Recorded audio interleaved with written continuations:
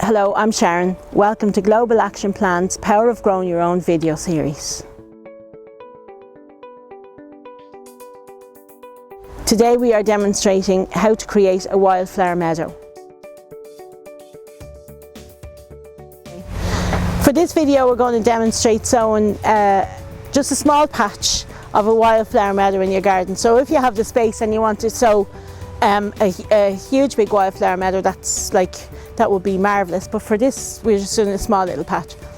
There's many different types of seeds and for different aspects, so if you know where you're going to have your meadow, well then you're halfway there to getting your seeds. And a lot of places that provide the seeds now, they'll have mixes suitable for what you want. So if you have a shady spot, you can ask for a wildflower meadow suitable for shade, or if it's full sun, or if it's damp, or whatever it is. So there's a mix for every aspect.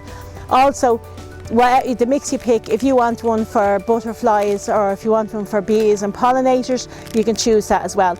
But like I said, a lot of people who supply them now, they have it down to a fine art. So all you have to do is say, I have this much space and I want seeds for butterflies and it's a sunny position, etc. So, and then they provide a few.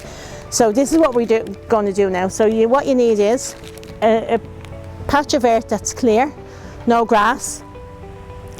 You need to firm it down, which I've done already. Take out any persistent weeds, which I've done already as well.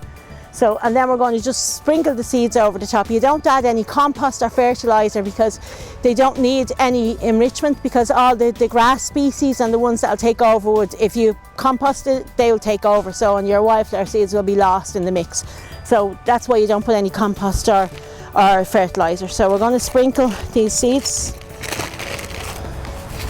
So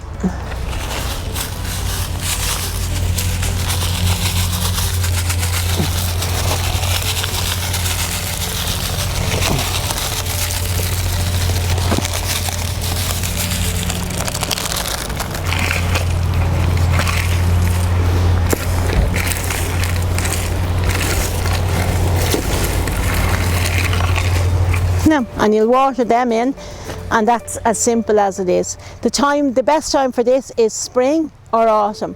So if you plant them in spring, they'll grow then. If you sow them in autumn, they'll grow the following spring, but you have it all ready. So thank you for watching these videos. I hope we've helped with your gardening journey. If you have any questions or you need any other support, you can contact us on the Global Action Plan website or Facebook page.